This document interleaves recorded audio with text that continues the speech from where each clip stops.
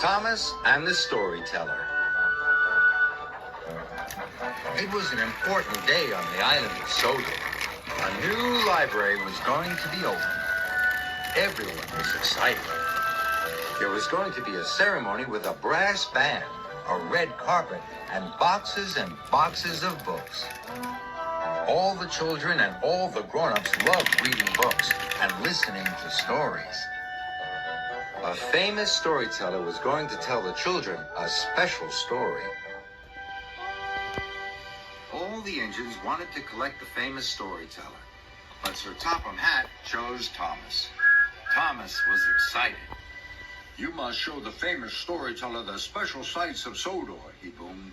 Then she can make up a special story for the children. Make sure she arrives at the grand opening on time. Yes, sir, tooted Thomas excitedly. I know all the best sights. Thomas bumped over to bring them. He wanted to do a good job. Thomas arrived at the docks. He looked up and down, left and right, and all around, looking for someone famous. But all he could see was a lady with a notepad and a big box of cookies. Are you the famous storyteller? Thomas asked. I like to think so, said the lady. You must be Thomas the Tank Engine. Will you please show me the sights of Sodor? Of course, tooted Thomas happily. So the famous storyteller hopped on Thomas's footplate, and Thomas puffed away. Pirates' Cove is not far from here. I shall take you there first, whistled Thomas. Pirates' Cove was full of caves and secret tunnels. Legend had it that pirates used to bury their treasure there. You could make up a jolly good story about pirate treasure, wished Thomas happily. But on his way there, Thomas saw James. James was in trouble. My coupling rod has snapped, and I'm a guaranteed connection. My passengers have to arrive at Mayfleet Station on time. I'm sorry, Thomas puffed to the famous storyteller. I cannot take you to Pirates' Cove. I have to help my friend.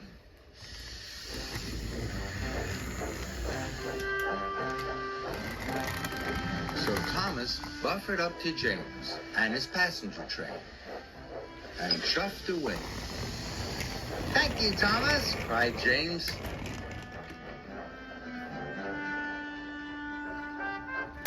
Thomas arrived at Mayfleet just in time.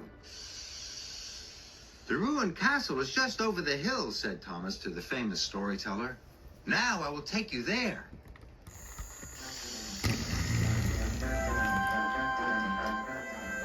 Thomas puffed as fast as he could.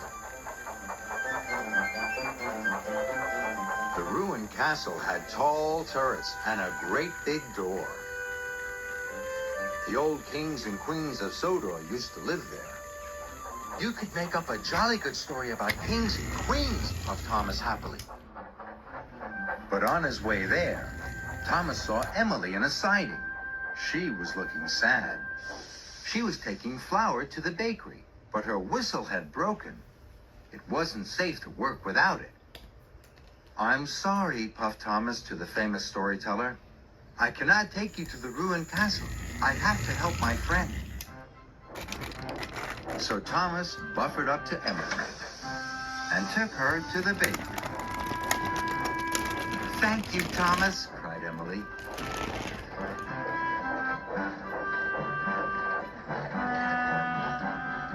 Thomas arrived at the bakery just in time. Emily was pleased, and Thomas puffed away.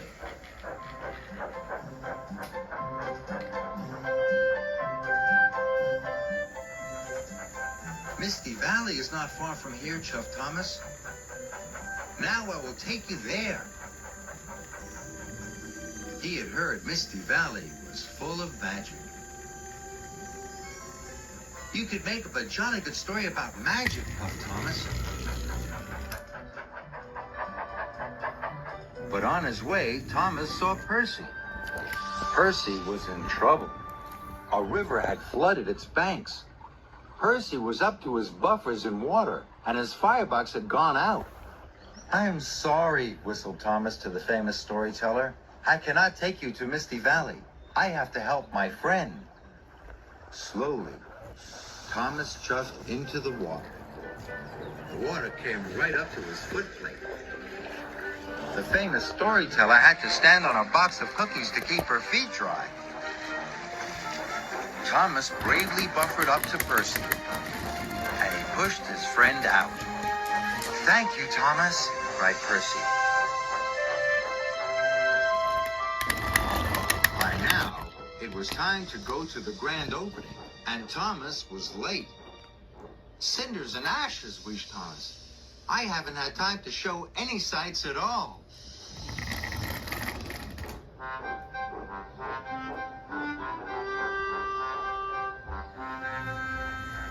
Thomas arrived at the new library station. Sir Topham Hatt was waiting. "We didn't visit any sights," puffed Thomas sadly. "I had to take James's passengers to Maithwaite Station, Emily's flour to the bakery, and pull Percy out of the water."